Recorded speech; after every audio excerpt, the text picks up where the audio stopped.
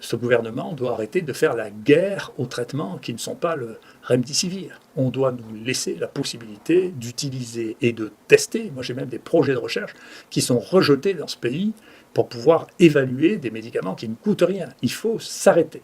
Il faut laisser, il faut tourner une page. Le Conseil de l'ordre doit nous protéger plutôt que nous attaquer. Moi, je suis harcelé par le Conseil de l'ordre parce que je soigne des malades et parce qu'on a soigné 14 000 malades ici. Ça suffit. Le Conseil de l'ordre ne devrait pas être quelque chose qui est juste aux ordres incompréhensibles de gens qui ne savent pas de quoi ils parlent. C'est pas le Conseil de l'ordre qui va dire la science. Il est sorti un arrêté en décembre qui maintenant, ça va être le Conseil de l'ordre qui va dire ce qui est scientifiquement établi. Mais vous rigolez, ce Conseil de l'ordre, prenez tous les gens qui sont là, vous les comparez ce qu'ils ont fait dans leur vie par rapport à ce que j'ai fait dans la thérapeutique des maladies infectieuses. C'est eux qui vont me dire ce que je dois faire. Et j'espère bien que les confrères comprendront, c'est nous qui avons mis ces gens en place en les élisant. On va avoir des élections, il faut faire attention, il ne faut pas remettre les mêmes. L'analyse qui a été faite par la Cour des comptes du Conseil de l'ordre est une analyse qui est terrifiante.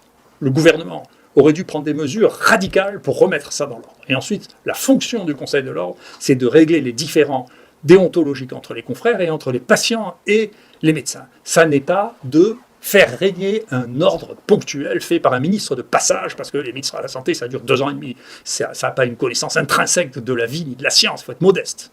D'accord ? Et donc j'espère bien que ça s'arrêtera et qu'on pourra revenir à un monde normal dans lequel, face à une maladie, on va voir son médecin, les médecins doivent recevoir les malades en prenant les précautions pour ne pas être malades, et le gouvernement doit leur fournir les masques nécessaires pour pouvoir le faire, et deuxièmement, ils doivent prendre en charge les gens, les examiner, regarder s'ils ont des facteurs de risque, et les prendre en charge. Voilà. Et donc il faut revenir à la médecine qui semble avoir été oubliée dans l'affolement.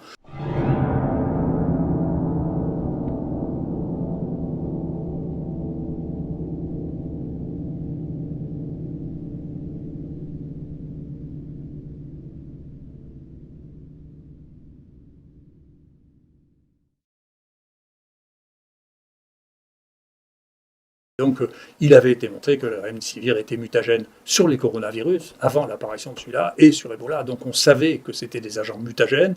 Et donc, il y a une publication que je rappelle, qui est dans le New England Journal of Medicine, où on montre, bien que ce soit le New England Journal of Medicine qui a passé son temps à faire la publicité pour remdesivir, on montre que chez un patient qui a eu 4 fois des traitements par le remdesivir parce qu'il était un porteur chronique, il n'a jamais été guéri, ça ne marche pas.